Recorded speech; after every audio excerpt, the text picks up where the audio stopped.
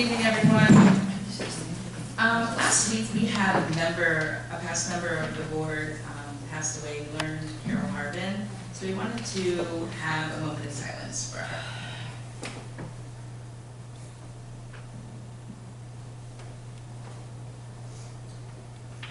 Thank you. At this time, it is our public input on agenda and non-agenda items. I welcome any members of the audience to speak at this time. Okay. Mr. DeNovo for budget. All bank accounts are reconciled. The general fund revenues and expenditures are remaining pretty steady. Purchase orders have been turned off effective this week, so we can get ready for the fiscal year-end processes and projections. Our tax season has officially ended, and our files have been turned over to the city and the county to continue collection. And we should have the health service contracts to the board for signature soon. We're just waiting for a few more districts to verify students. And that is all I have to report this time. Okay. Questions? Thank you. All right, Mr. Monk. Evening. Evening. Mr. Mark, you bring on your crowds. Yeah, really. I think the rest of the administrators got the memo on my slides. I don't know if I should apologize about the length of my slides now or after. So I'm going to get right to it. Thank you to Cabinet, Mr. Vermello, District Office, and the Board tonight for the opportunity and the time to showcase the high school. As I was putting together those slides, the reason there's so many is there are a lot of great things. It's really hard to narrow down. Believe it or not, I had more because we have so many students attached to so many different things happening in the school building. So sorry for the length. I believe it's, I've heard from a little bird that it's Mr. Mayo's birthday. Yes, sir. Happy birthday, Mr. Mayo. What a place to spend it, huh? We're just best friends. So I'm going to go. I'm going to go as succinct as I possibly can through this. But again, want to highlight a lot of great things happening at the high school. First and foremost, our vision, what we look to execute every single day in the high school, making sure that all students have a chance to be inspired to achieve success, and all students are given supports to achieve that success. So all is capitalized, all is bolded, underlined, because every student that walks through the door, that's what we're set out to do. I have to take a moment to recognize this group, Mr. Stack, Mr. Kanzeri, Ms. Valeni, and Mr. Miko. They are an incredibly solid, hardworking, driven, passionate, dedicated group of individuals. I couldn't have a better team alongside of me. There's not a moment throughout the school day, for any litany of reasons, when you go into their offices and they're not with students. They really grind it every day to better the lives and better the educational experience for our students, and I owe them a ton of credit.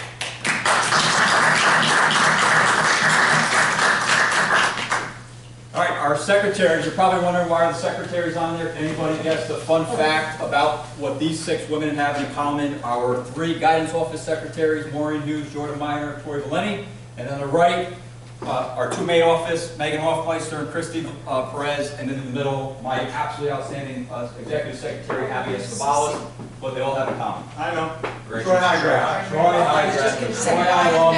I am always promoting. I'm a proud Troy High graduate. This is a testament to the great things that happen inside of Troy High School and what a great place it really is with them coming back to serve, just like many others do. All right, our commitments. 2 very direct, explicit commitments: reducing chronically absent students and strengthening our partnerships with our community. If we're doing the combination of those 2 things, we are going to better the outcomes for all of our students. So we're going to continue to commit to these 2 things. If we're strengthening our communication and our students are in front of us, we are going to help advance them to where we know they need to be. Our equity goal, this is a really, really positive thing. When the high school set this out, rolled this out a few years ago, with the inequity of racially diverse students in the upper level and honor level courses. The numbers were a lot lower then. And by intentionally and explicitly focusing on this goal through a 2-fold process, with the recommendations, working together with the admin team, the curriculum leaders and in-departments and counselors, and identifying the students to raise up, and then also giving them supports that we do. You can see there's a litany of supports there, both classroom support, mentor support, students we have increased those numbers. So our courses range, you can see the numbers there, anywhere from 11% all the way upwards of 86%. Racially diverse in our upper level courses. We don't have any more courses at 0%. We are either exceeding or meeting the goal. We certainly have some areas to continue to work on, which we'll continue to do. But this proves if you adopt a goal and you work toward it and you're intentional about it and put systems in place that you can significantly achieve that goal. Here's our results. I won't go through them all. The really good thing about our region's results, because they're really only one snapshot on one given day, and the students also have additional opportunities to take exams if they don't do so well on the first time. You can see the first handful of exams there, we did see a jump from last year, which is really, really great news. That means the work that we began at the end of last year, really honing in, looking at curriculum decisions, looking at instructional decisions that go directly with these exams or courses, we saw an increase. We continue that work this year, working with curriculum leaders in our departments where we expect to see continued growth to get us back to that first column of pre-pandemic passing percentages. The algebra exam, the first exam you see there, I had the principal of Amsterdam reach out to me. I know him very well, Mike Janae, he's a great guy. He called me to ask why and 67%, I want to be at the 81% back to pre-pandemic. But he called to say, why is your number so much higher than ours? Being in the math department, as a math teacher years ago, I was able to speak to a lot of the things. He, along with a handful of teachers, are actually coming to our buildings, I think tomorrow, if not Thursday, to observe our math classrooms, speak with our math teachers to gain insight to what we're doing that can support them. There's a volunteer basis. We allow our teachers to decide whether or not they wanted to do it, and a lot of our teachers are willing to help, so they're coming, which is really, really great. Our graduation rate last year, 85%. So we've remained the same from the year before. When you look at the 8-year snapshot, we remain at 85% or higher. We are working tirelessly. We've honed in on the senior class. We're looking at students individually to identify what supports they need to get that score or that number back up. We optimistically anticipate it to go up this school year. So that's our graduation rate for the 8 years. This is just a quick comparison to the overall state and then 6 inner-city schools around us. Again, just another small variable in the larger equation of the kids going through our 4 years, but it is something we look at comparatively to understand where we are. All the way to the right, the 86% statewide average, they also remain flat at the same number. So the statewide average remained at 86, they were 86 the year before, we were 85, we remained at 85. Those other inner cities around us, 4 out of the 6 you see all decreased, anywhere from 2% up to 8%, and then 2 of them increased. Really, there's no rhyme or reason, so you have to really dive into some deep information to understand that, but it gives us a snapshot where we stand comparatively. Okay, Yonder. I felt absolutely compelled to talk about this tonight because it was a year ago that Mr. Carmelo presented to you, and presented to the community about rolling this out. As we had conversations, I just kept continuing to say it was our responsibility to put students in positions to be successful, and the only way to do that was take away the phones. And you know, a year later, I'm incredibly proud to stand here and tell you that that's exactly what we have done. That picture right there is from a year ago. 3 kids into their phones, not looking, not talking, they're into their phones. I was at dinner at a very nice restaurant last week, open air, it's beautiful out, a family of 6. 4 kids, 2 adults, all on tablets or phones. The entire dinner. And it's hard to see that because they're just letting life pass them by. And it's just not good. We have changed that in Troy High School, and again, I couldn't be prouder. You know how they say a picture is worth 1,000 words? That right there that's what you see now when you're in our cafeterias and you're around our students. The joy, the smiles, the happiness, the positivity.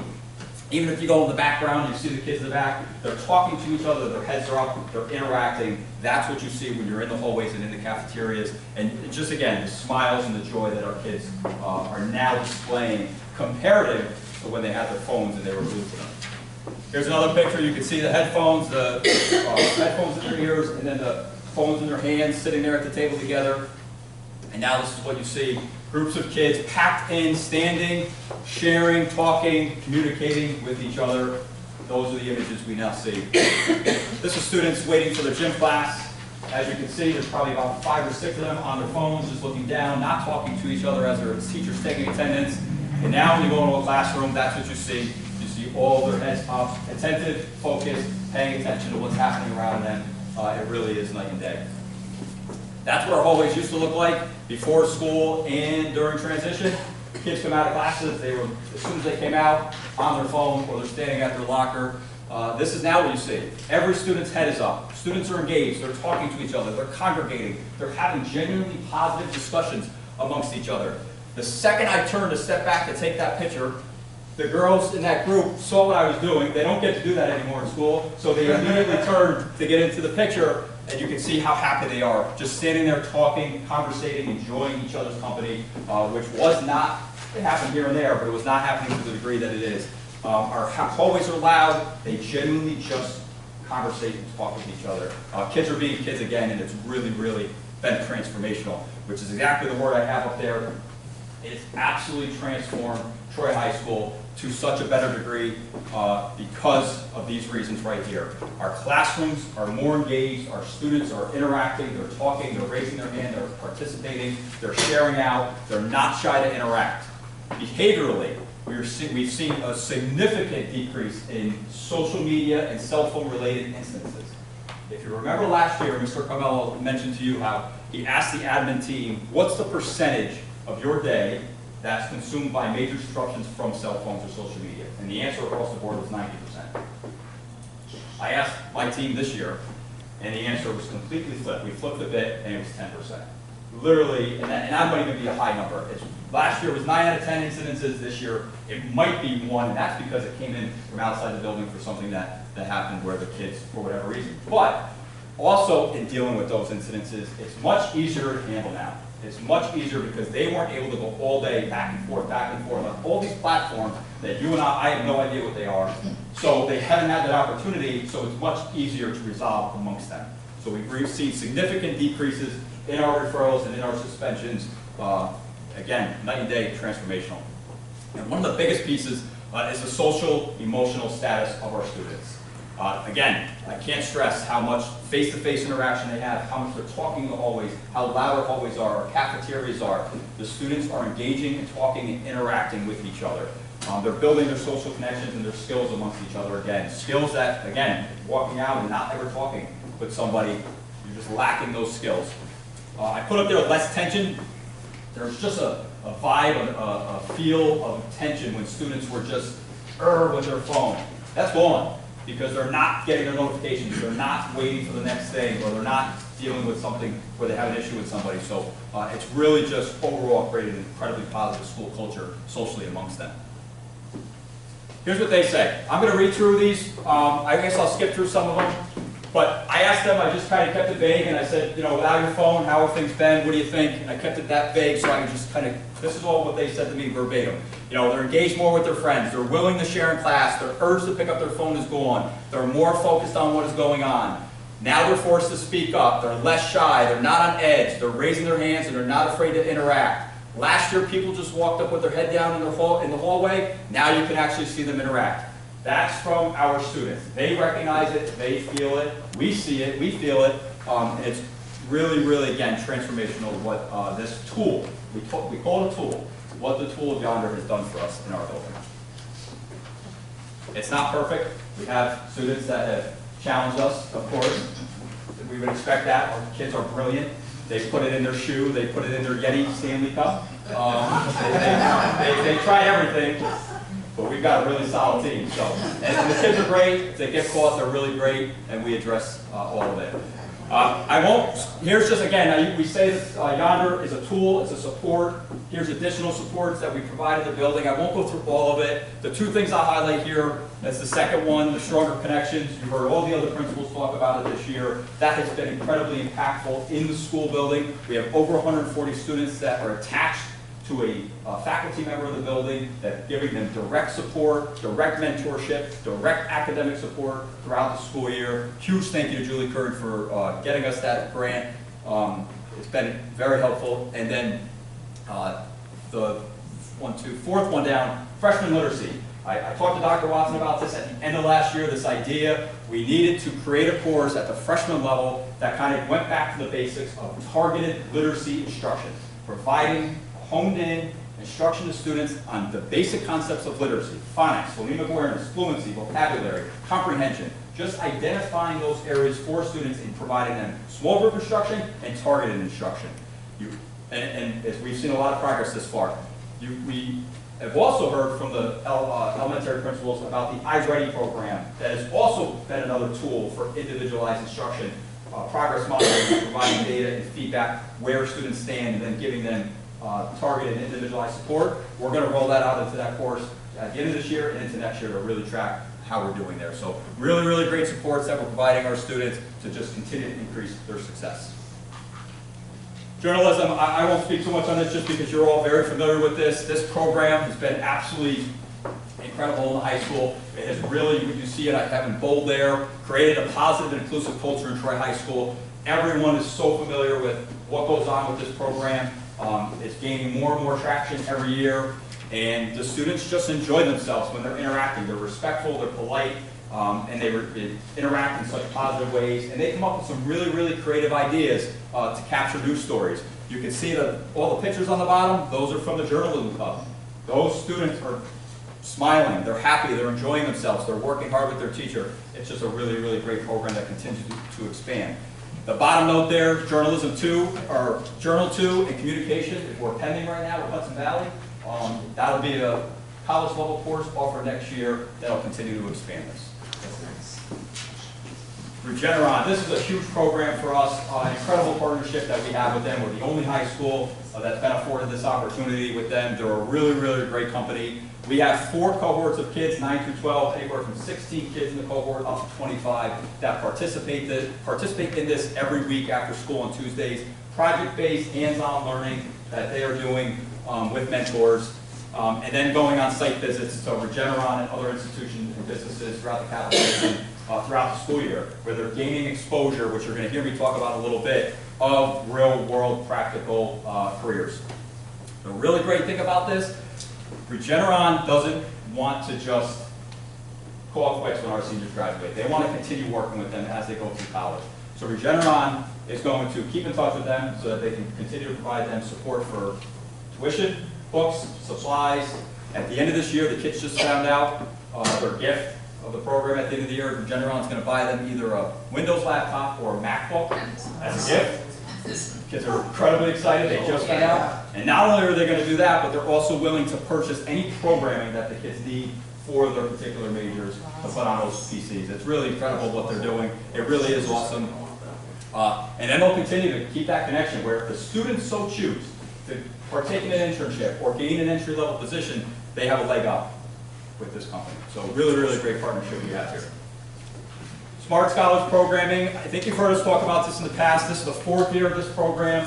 We have 4 cohorts, 9 through 12, 25 kids in each grade level, 100 total students this school year.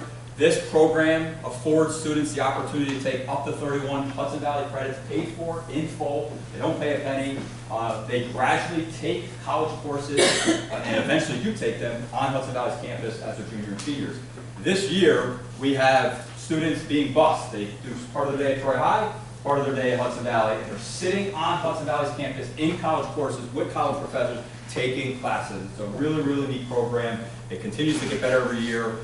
We have 2 pathways currently, and we're working on getting 2 more approved for next year, which will ultimately expand the program even more for more interest and more college credit offerings in our building. So really, really neat. Career Discovery, this is another great program. Rose Gorman oversees this. She's a social studies teacher at the high school. Psych and Social she teaches, and she oversees this program. This program last year had 23 students in it, and I said to Rose at the end of the year, why don't we have more? And she agreed. I said, we've got to double it. We didn't quite double the number. This year we have 37, but we are going to double that number. We're going to continue to increase and get more and more kids involved in this program. The really neat thing about this, you can see the list of organizations that we partner with on the right-hand side there. I won't read them, but there's a list of organizations that we have direct partnerships where our students have in-the-field mentors, where they meet with regularly. They gain practical advice, hands-on experience with people in the field. You can see the areas of study below there on the left, where you can see the variety of different fields that kids are interested in, and this is what our students are doing throughout the school year. Another great thing about this particular year, we added it as a college level course.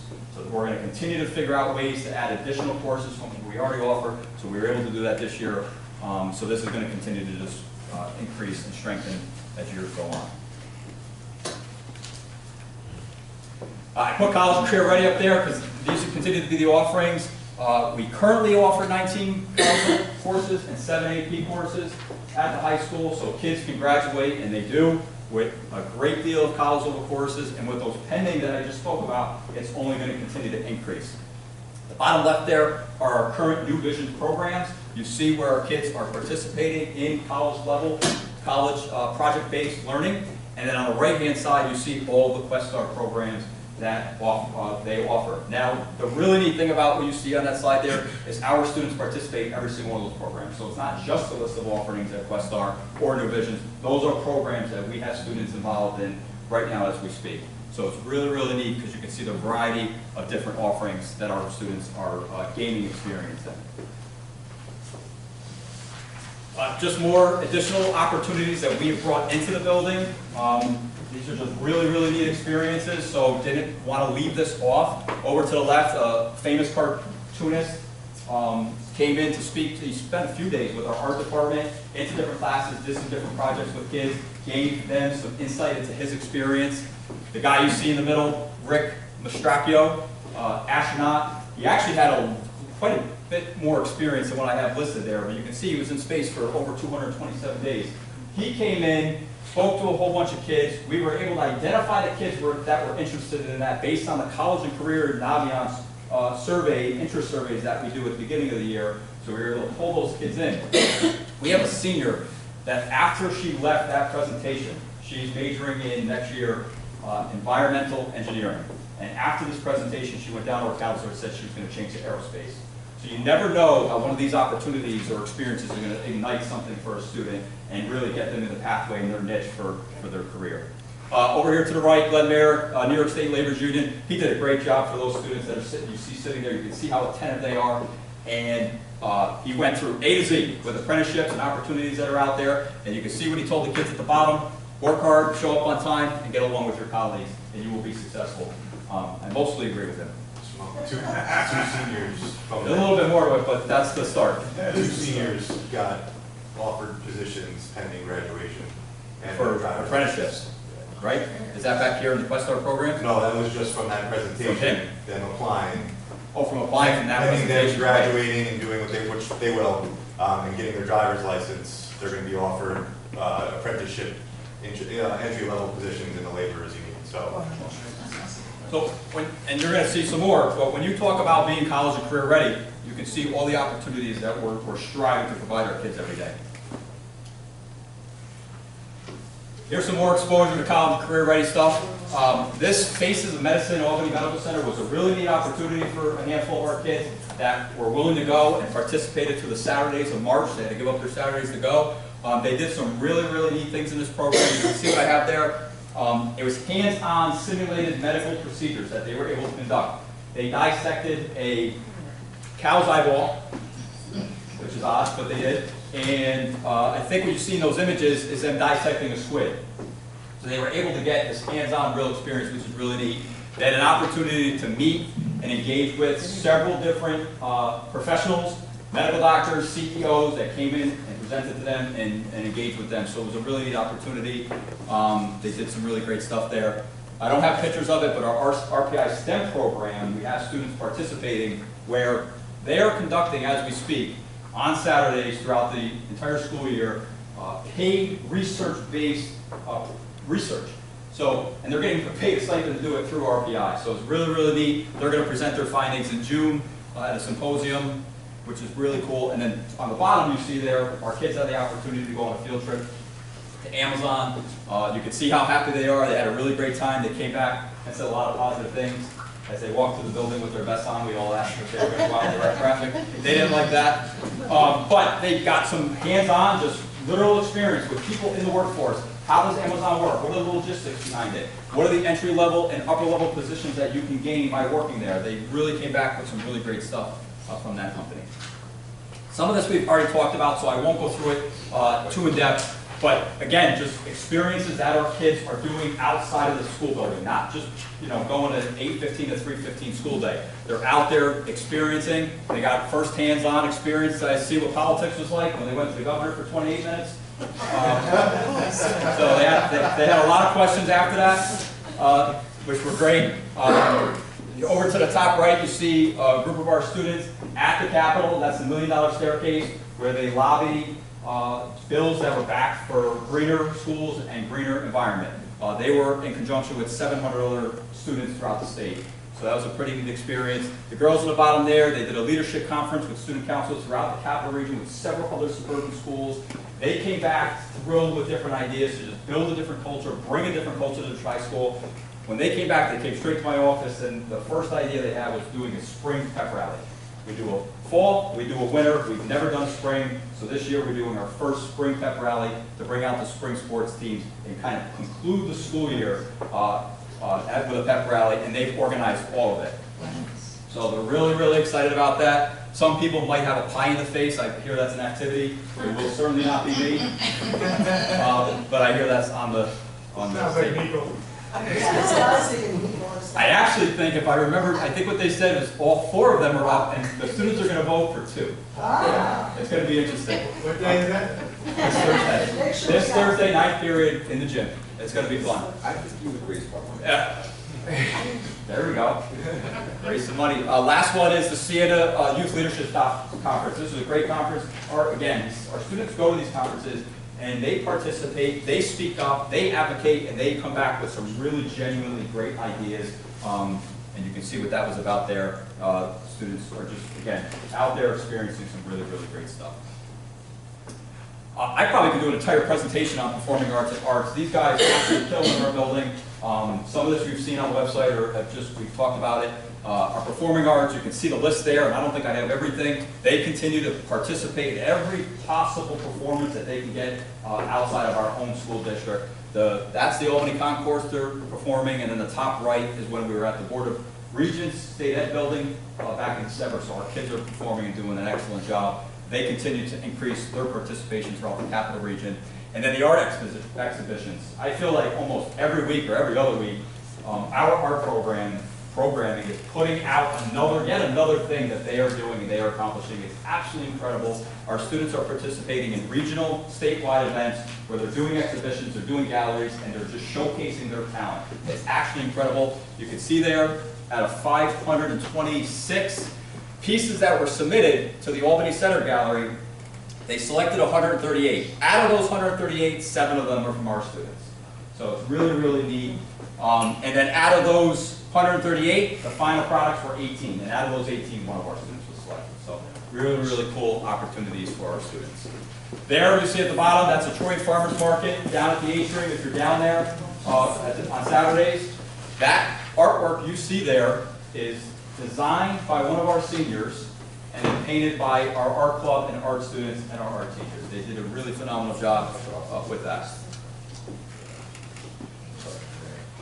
So this is my favorite part when we talk about student accolades, but the truth is everything I just went through and all those programs and all those offerings, those are all students in those programs. Those are our students partaking in experiences.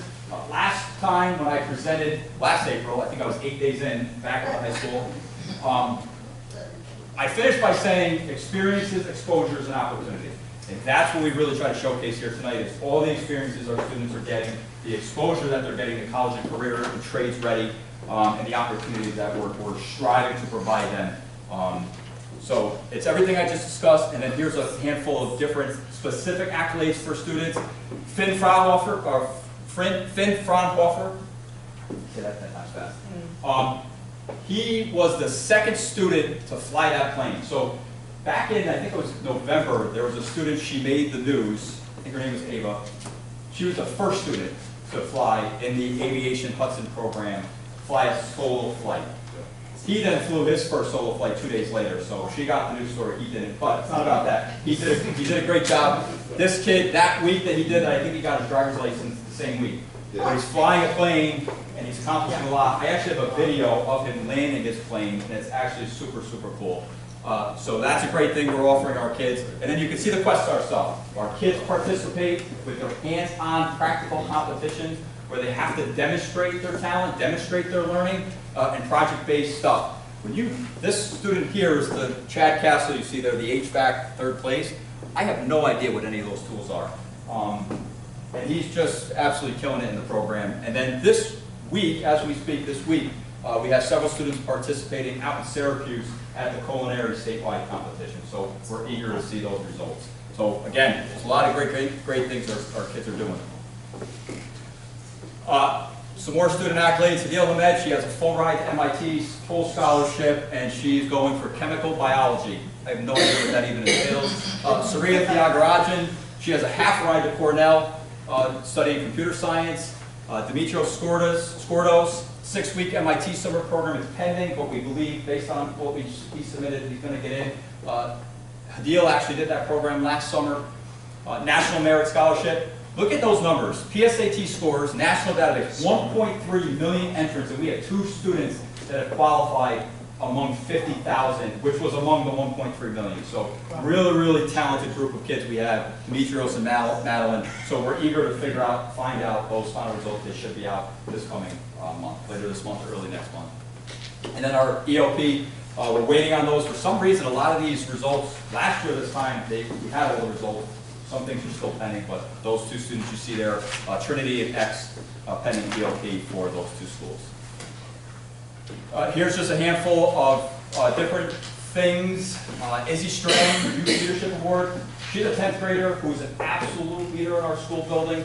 You're going to hear her name a lot the next couple of years. Some of the things I discussed, she's already participating in them, so we expect high things from her over the next couple of years. Jalissa Baker is a student I mentioned earlier that designed that atrium mural. She's the one who designed it and helped paint it. Hannah Guynup is the student I mentioned received that 1 award out of those 526. And in addition to that, she also received a $500 Colony Art League Scholarship Award. Maddie Benitez nominated for Society of Women's Engineers Scholarship, which is a huge national organization, which is really cool. So we're waiting on that result. And then Angelina McLeod, she went to states for swimming. She's absolutely killing it. She's only a sophomore. Again, another name you'll probably hear for the next couple of years, killing it with different records. I won't go through these, but I think it's important to note our fall teams and our winter teams that are student athlete, scholar athlete teams. Our students are doing the right thing in the classroom. They're doing the right thing on the fields. And they're recognized for it. You can see the list of kids there with all the different either honorable mentions, first team awards, second team awards in the Colonial Council. I probably missed some. We have students getting recognized for their accomplishments. Olivia Ashline, one of the last ones you see there, she was just recently recognized, featured in a Sports Illustrated high school section for top infielders in the state. Jason Last sent it to us. I went in, there was, I don't know, 15-ish students on there, and click vote. And at the time, there weren't really many people voting. I think we just looked at it today. She had like 1,600 votes. The first person that got it had like 13,000. So who only knows where in the state that student is. But it's just a really cool thing that she was featured in that article. Great kid, hard worker. And then at the bottom there, you see the football team received first place at the Top Form Columbia LaSalle Liftoff. I actually pulled out my phone and I zoomed in, and I asked the kids when they were showing me this, I said, guys, look at 2004, 2005, 2006. Look who won in Detroit High School those years. And I said, you know who was in school then? And I think they got the hint. But, really, really cool stuff, and they're killing it right now. They're really doing a great job, both in the building and outside the building. We're narrowing it down here. These 2 students you see up there participated. Mr. O'Keefe, Jack O'Keefe, does a great job in the business program and the courses that he teaches, pushing students to excel through this programming every year. Our kids always are getting first, second, or third place. They do a great job. Those 2 seniors you see, one out of 105 teams in the Capital Region, they did an outstanding job. They actually qualified for states, but because they can't make it to states the week that it is, they won't be participating, but they did a great job. And then our Masterminds team, what in bold Masterminds? Our Masterminds team is always outstanding. You can see there the 2. That's Dimitrios Skordos, whose name you heard a couple times, and that's Jerry Zhao. Dimitrios is the leader in the state. This team continues to be undefeated. They continue to do a great job, and they are going to nationals in Atlanta over Memorial Day weekend. So really, really great stuff they're doing. I wanted to close today with this because this comment, this message really resonated with me. When the students came here, seniors, to advocate for graduation to be back on the field, I think there was 5 of them. They wanted, and everything they articulated that night, they came up with. We didn't, we guide them, but they're the ones that say what they say. They're the ones that come up with what they come up with. Nora Mello was a senior. She's a great kid. She's involved in a lot. She said this: something that Troy High has taught us is to always advocate for ourselves and others. And I have in bold there, advocate for ourselves and others on something that we collectively feel strongly about. And it resonated with me so much because this is a testament to the character of our students that walk through the high school hallways. This is a testament to the students that we raise through the school district with all the support of everything that happens in the school district, that right there. And those are the students that we produce. Students that advocate for themselves and students that advocate for each other. They stand up for themselves, they stand up for each other, they say what's right, they do what's right. And that right there, again, I'll say one more time, is a testament to the character of the students walking the halls and graduating from high school. We can, we will. End of story.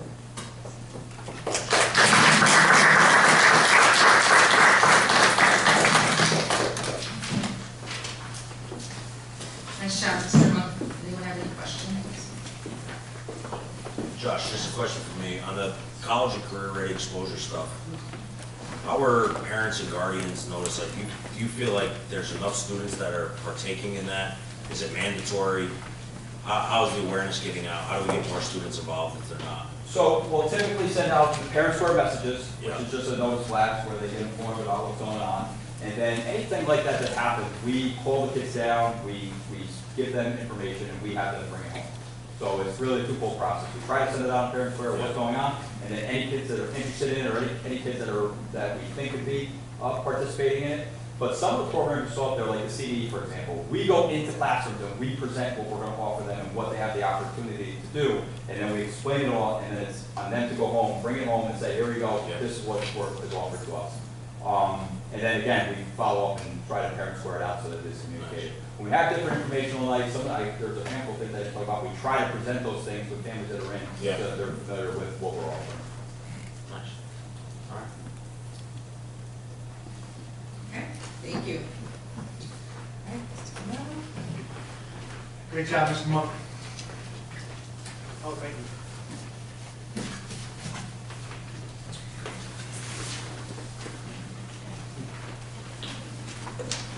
So tonight we come to the end of this kind of difficult, but kind of a little bit confusing budget process.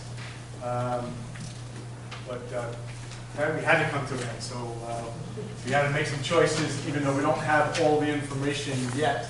You'll see as we go along. So the first few slides are just repeats. I'll go through them quickly. This one I always read. The Troy City School District will provide a strong educational and social foundation to graduate all students college and career ready. You just heard Mr. Monk's presentation of all the great ways we're getting that done. And as we make our budget, we want to make sure that we're keeping that at the forefront of our mind. Those are all things, and Josh did a better job of doing all the specific things at the high school that we're proud of. Great passion, great energy. I love how much you love the school. But all the principals are like that, and you've heard all of their presentations throughout the last 5-6 months. And those are some of the highlights, but certainly with more than just that. So we've been trying to build on our successes. We're trying to make sure we're always meeting the needs of all of our students. We always are about continuous improvement. However good the stuff is, we always are trying to get better, and we're trying to do it in the most fiscally way responsible.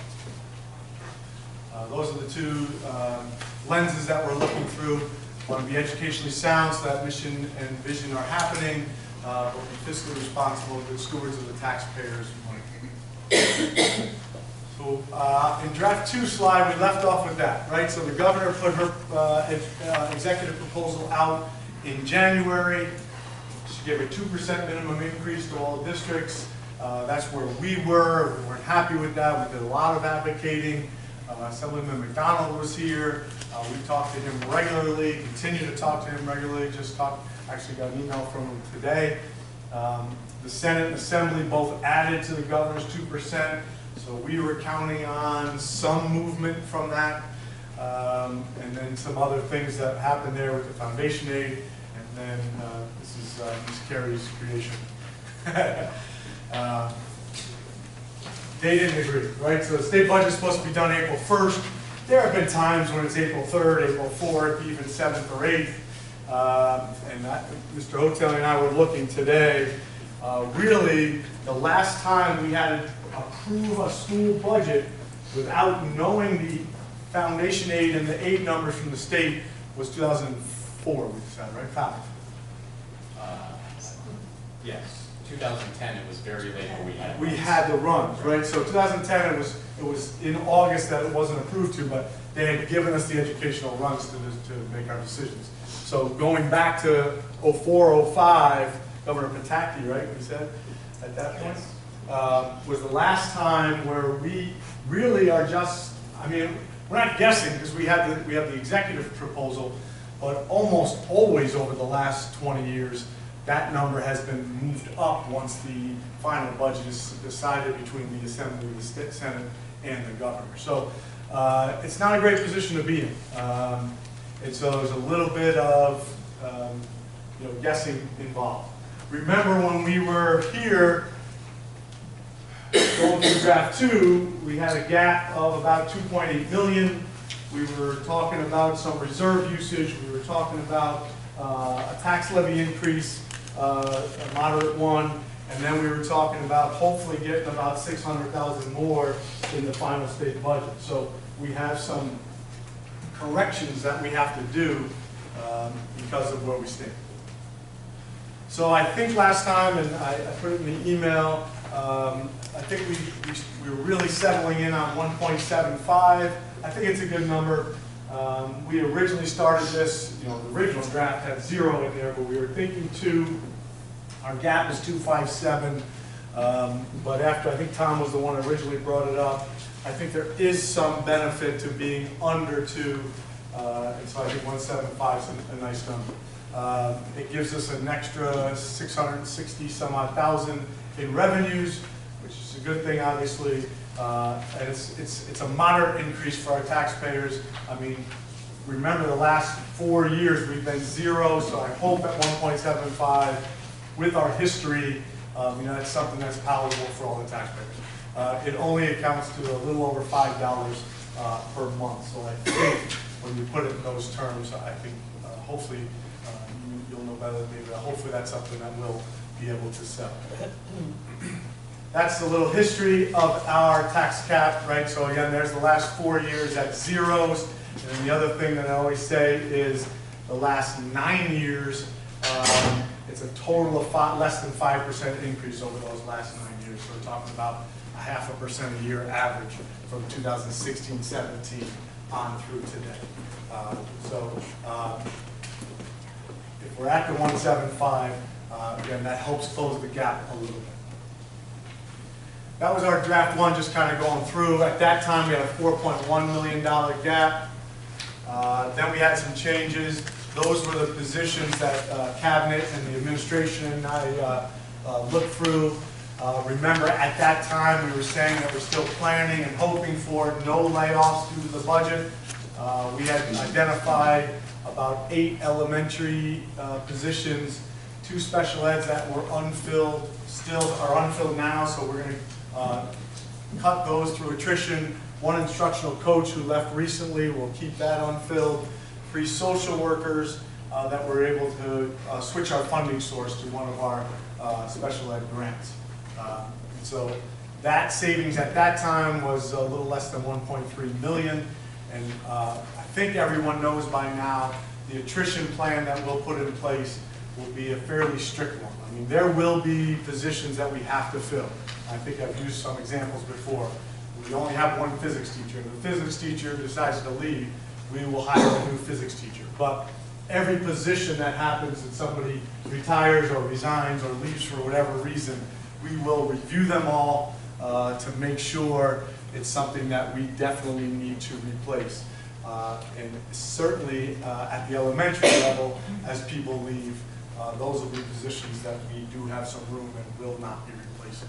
John, Yes. go back to the 3 social workers. What do you're saying reduction, but you know. It's not really a reduction, it's a savings, yeah, it's really a savings. We're not reducing 3 social workers, we're taking 3 social workers out of the general fund and paying them through Donna Fitz's IDA grant. She had some carryover money for at least 1 year. That's not a permanent solution, right? But we had some extra money in that grant this year, so that'll get us through 1 year, and then we'll have to look at it again in next year's budget development. So that led us to this, which was draft 2. Our deficit was down to about 2.8. Again, that was a savings of 1.276. So it was about 2.8 million, right? And so at that time, we were pretty comfortable that with reserves, we talked about 1 to 1.5 million. We talked about a tax levy, which we just agreed on, and then we talked about the new state revenues coming once that final state. Those 3 things together would have given us the 2.8, we assumed, and then we would have been done. When the state doesn't come in, now we got to come up with another revenue source, right? We talked about the reserves pretty extensively.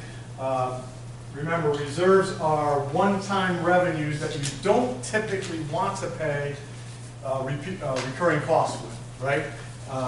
And so we talked about a number we were comfortable with, especially with the attrition plan. The only way one-time revenues work to pay for recurring expenses is if your expenses are going to eventually go down. So we're comfortable next year that we can make enough cuts throughout the year that we can make up for that amount.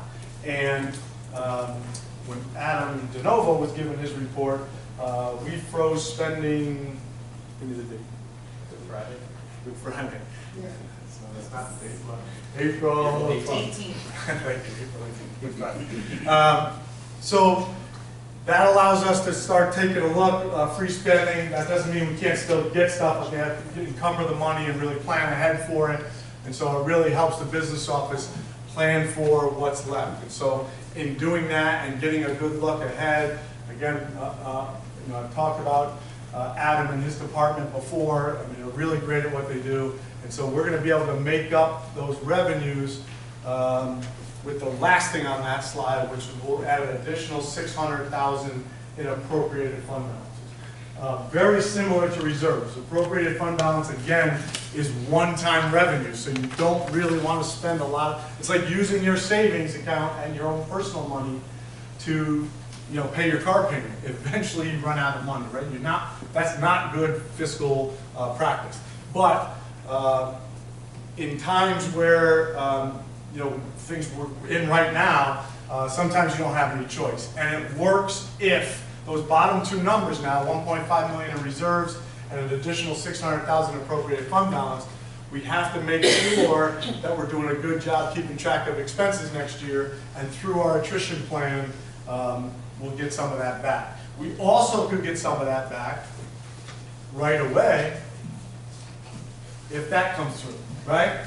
So let's say in a month, if they do come to an agreement and we do get 600,000 more in that revenue, that can take the place of that last line, right? So it's a good way to do it. We didn't want to cut, assuming the governor's number, and start laying people off, and then get that 600,000. You can't change the number once you've voted on it, once the board adopts it, which is tonight.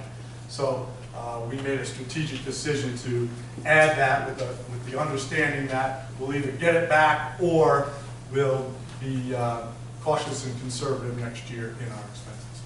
That top line is really the biggest thing we were talking about for the last 2 months, and I've said it here before. We did not want to have any budgetary rails, right? We didn't want to. We've had that. We've had some bad years where we were doing 25, 26, 27 of those. There's been a few times just in my time as superintendent that we've had to do it. It's not great. It's one of the worst meetings you can have as an administrator. And so our goal this year was to not do that, and we're going to be able to do it, right, with those things. Right? So there are times when you do it, and these are those kind of times, rather than lay people off. we'll figure it out with the reserves and make sure that we make good decisions going forward. So we were able to do that. We do have some cuts. Those cuts are changed a little bit since the last time. We talked about the retirement incentive that we tried for the elementary teachers. It looks like we're going to get no takers on that, which is fine. But then going back to, those first two lines there, 4 elementary and 4 co-teach, that was really 8 elementary teachers. That's too many if we're not getting retirements from the elementary staff. So we changed that down to 5, 3 sections based on class sizes and reductions there, and then 2 of the co-teach.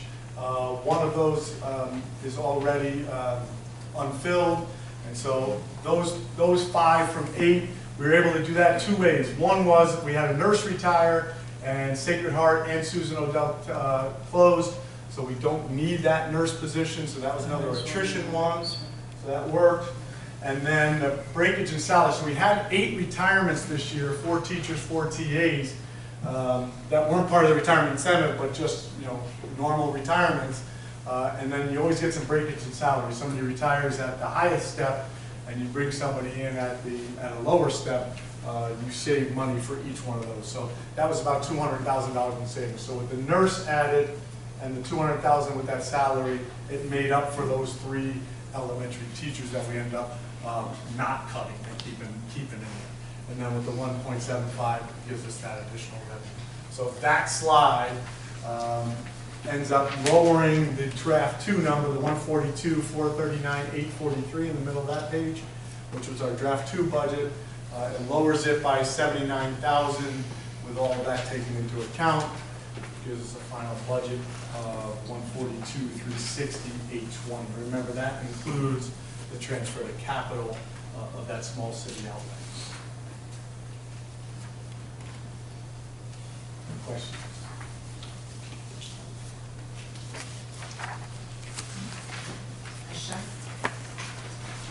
With the, obviously the attrition stuff that's going on, you were still very confident in the ability to make that up in the teachers we have and the staff that we have. It's, Oh, yeah, yeah. None of the, students aren't taking.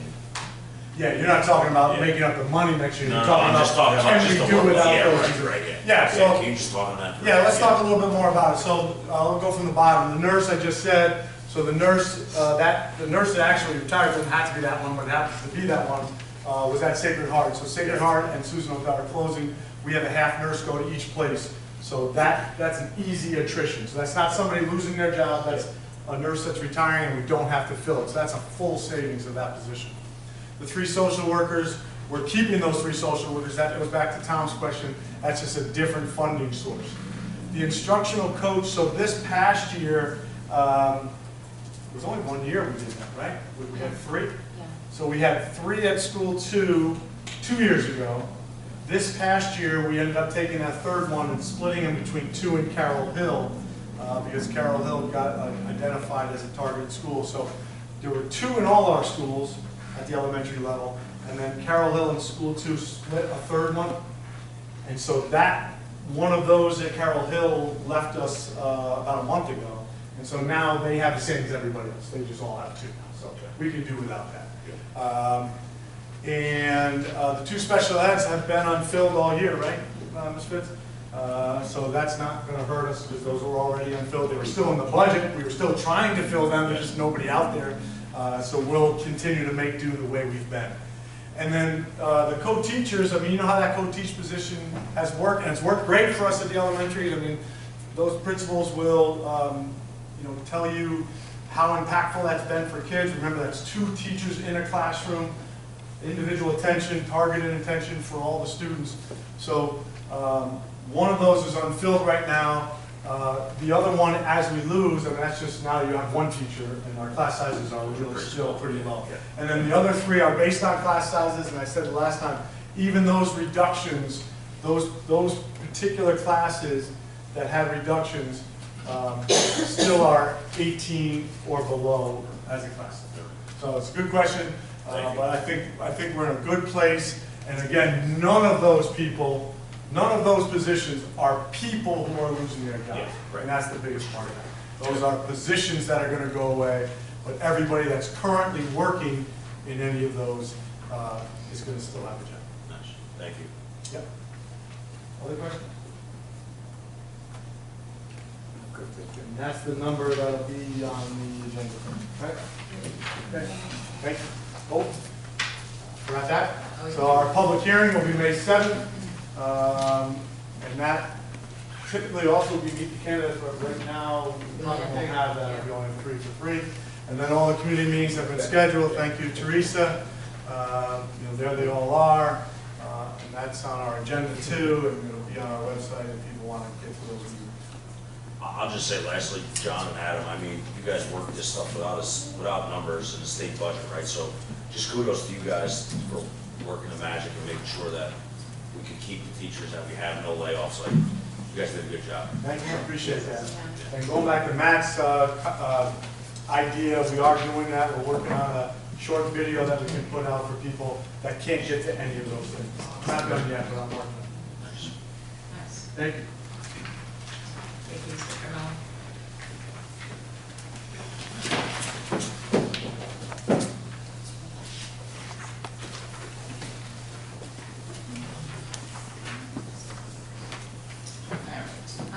Motion on the floor for approval of the Questar Resolutions 1 and 2. Second. Discussion? All those in favor? Aye. Opposed? Motion on the floor for approval of minutes from March 26, 2025. Second.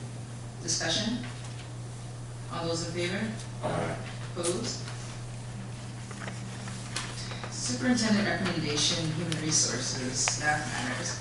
Under unclassified and classified. Under unclassified, motion on the floor for consent agenda items 1 through 7. Second. Discussion? All those in favor? Aye. Opposed? Under classified, motion on the floor for consent agenda items 1 through 3. Second. Yep. Discussion? All those in favor? Aye. Opposed? Under superintendent recommendation programs, motion on the floor for approval of item 1 as listed. Second. Discussion? All those in favor? Opposed? Under superintendent recommendations, business finance, motion on the floor for consent agenda items 1 through 3. Second. Discussion? All those in favor? Aye. Opposed? Under budget vote and election, motion on the floor for consent agenda items 1 and 2. Second. Discussion? All those in favor? Aye. Opposed? Under board resolutions, motion on the floor for consent agenda items 1 and 2. Second. Discussion? All those in favor? Aye. Opposed? All right, district announcements. Future BOE meetings, all meetings will take place here at the middle school at 6 p.m. On May 7th, we'll have our town hall budget hearing. It says meet the candidates, but I'm not sure we're going to do that. In our charter school public hearing meeting. And then on May 21st, we will have our meeting to certify the vote and our Troy Community School principal presentation. You will see below in section 2, we will be traveling to each of the elementary schools and high schools, talking with the PTO about the budget. So if anyone from the board would like to attend, please do so on those dates. Okay. Under good news, we do have a couple of items.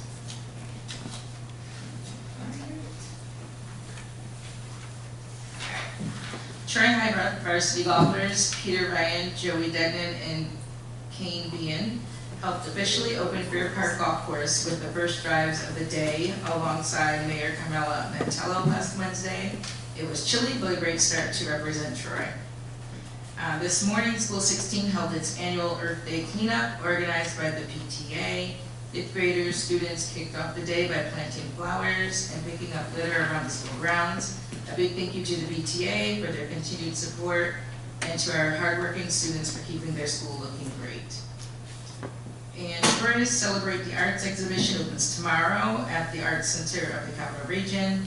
The community is invited to attend the opening reception on Friday, April 25th from 5 to 7, featuring student awards and live music by Troy Middle School and Troy High School ensembles.